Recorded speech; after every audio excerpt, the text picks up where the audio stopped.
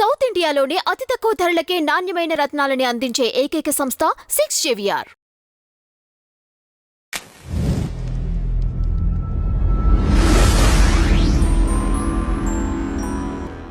Tea media ప్రేక్షకులకు స్వాగతం, సుస్వాగతం. ప్రశ్న మీది సమాధానం నాది కార్యక్రమంలో మనం మన ప్రేక్షకులు అడుగుతున్న అనేక సమస్యలకి ఆధ్యాత్మిక, జ్యోతిష్మక, తర్వాత మరి ఈ మంత్ర శాస్త్రాలకు అనుగుణంగా ఏవైనా సరే వారికి సముచితంగా ఉండే పరిహారాలని మనం తెలియజేయటం అనేది కూడా జరుగుతుంది. ఇది చాలామందికి ఆసక్తిని కలిగిస్తుంది. అలాగే మరి ఇప్పటికీ మనకి క్రమంగా పెరుగుతున్న వివిధ సందేశాలు, సమస్యలు కూడా మనకి దానికి సంబంధించిన స్పందనని కూడా మనకి తెలియజేస్తుంది. ఇక ఇప్పుడు ఈరోజు మనకు వచ్చిన సమస్య ఏమిటి, మరి దాని గురించి మనం ఏ రకంగా నివారణ మార్గం చెప్పాలి అనేది చూద్దాం. మాది రాయచోటి, నా పేరు సీతా మహాలక్ష్మి. మా అమ్మాయి వయసు 18 సంవత్సరాలు. తన పేరు సౌదామిని. ఇక్కడ నా సమస్య ఏంటి అంటే, మా సౌదామిని తన ఈ నెల ఋతుక్రమంలో పాటుగా ఉత్తప్పుడు కూడా తరచూ కడుపు నొప్పితో అవస్థ పడుతూ ఉంటుంది.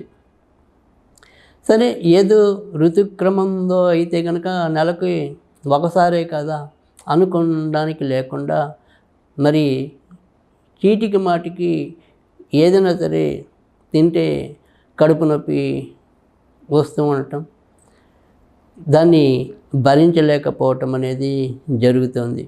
ఇక మరి మేము ఈ వైద్యుల దగ్గరికి తీసుకెళ్ళినప్పటికీ కూడా వారు ఇచ్చే మందులు కొంత తాత్కాలికంగా ఉపశమనాన్ని కలిగిస్తున్నాయి, కానీ దీర్ఘకాలికంగా పనిచేయటం లేదు.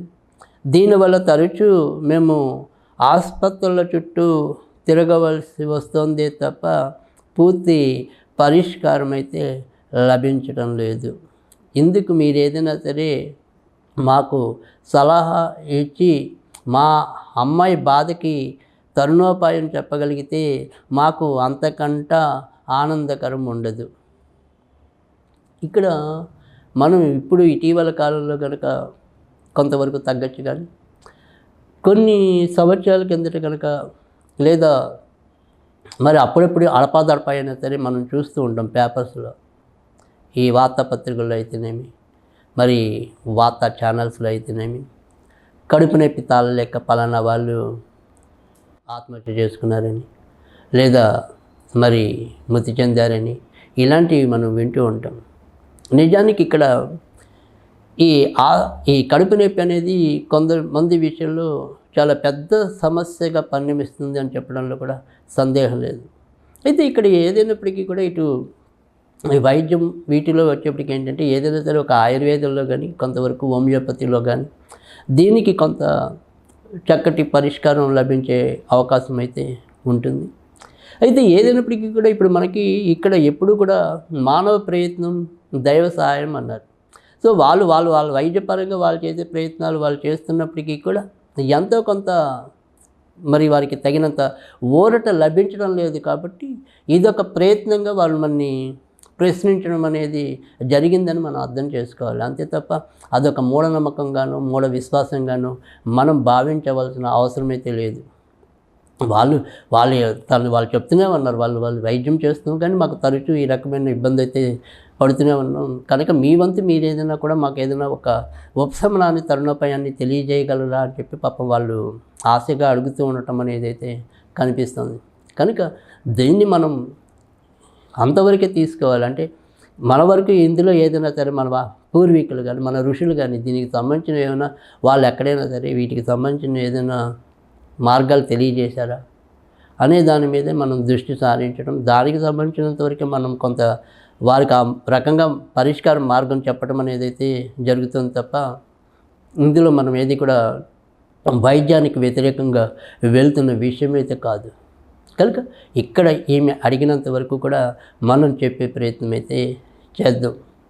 ఈ కడుపు నొప్పి అనేది సాధారణంగా మనకు జాతకాల రీత్యా చూసినప్పుడైతే కనుక ఎక్కువ శాతం చంద్ర కుజుల యొక్క కలయికలు అది ఏర్పడటం అనేది, ముఖ్యంగా ఈ ఋతు సమయం అప్పుడు రావటం అనేది అయితే కనుక ఖచ్చితంగా ఎక్కువగా చంద్రకుజులతోనే ఎక్కువ సంబంధం అనేది ఉంటుంది. అలాగే అప్పుడప్పుడు మరి బుధ కుజుల యొక్క కలయికలో కూడా ఇది కొంతవరకు రావడానికి ఆస్కారం ఎక్కువగా ఉంటుంది. ఇక్కడ మనం ఏదైనా సరే ఇవాళ చెప్పేది ఏదైనా సరే ఒక పరిష్కారం అనేది ఏదైతే ఉంటుందో, ఇది ఈ మంత్రం ఏదైతే ఉంటుందో, ఓం ఇటి మిటి భస్మంకరి స్వాహ, ఓం ఇటి మిటి భస్మంకరి స్వాహ. ఇది వాళ్ళు ఎన్ని రోజుల్లో పూర్తి చేస్తారనేది కాదు, కానీ మంత్రజపం అనేది మాత్రం 10,000 పూర్తి అవ్వాలి. అది ఇంట్లో ఎవరైనా సరే ఈ మంత్రజపాన్ని 10,000 పాటు చేయటం అనేది అవసరం.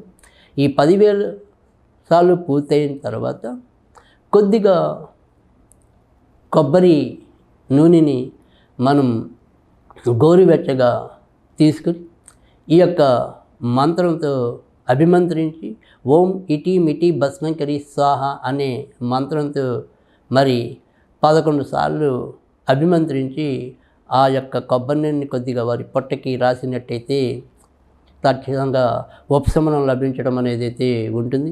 ఇలా కొద్ది ఒక 3 నుంచి 6 నెలల వ్యవధి చేసినట్టయితే ఆ తర్వాత దీనికి చాలా చక్కటి మంచి ఉపశమనము, పరిష్కారము శాశ్వతంగా లభించడం అనేది అయితే ఉంటుంది.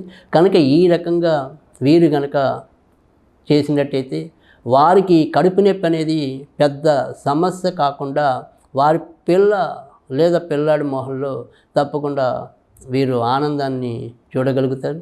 కనుక ఇప్పుడు నేను చెప్పిన ఈ పరిష్కారం ఏదైతే ఉంటుందో, ఇలా కడుపు నొప్పి తాళలేక బాధపడుతున్న వాళ్ళు ఎవరైనా సరే, కొంతమందికి మరి తిన్న ఆహారం పడక కడుపు నొప్పి వచ్చే వాళ్ళు కొంతమంది ఉంటారు. తర్వాత మరి కడుపులో ఏదైనా సరే నులి పురుగులు ఇలాంటివి పెరిగినా కూడా ఈ రకంగా కడుపు నొప్పి వచ్చి బాధపడే వాళ్ళు ఉంటారు. ఏదైనప్పటికీ కూడా ఇటు వైద్యం పని తాను చేసుకుంటూ వెళ్ళటం అనేది ఉంటుంది. మన వరకు మనం చెప్పే పరిష్కారం అయితే కనుక ఈ రకంగా మన ఋషులు అందించారు. దాన్ని మీకు తెలియజేసే ప్రయత్నం చేశాను. తప్పకుండా దీన్ని ఆచరించండి, మంచిని పొందండి.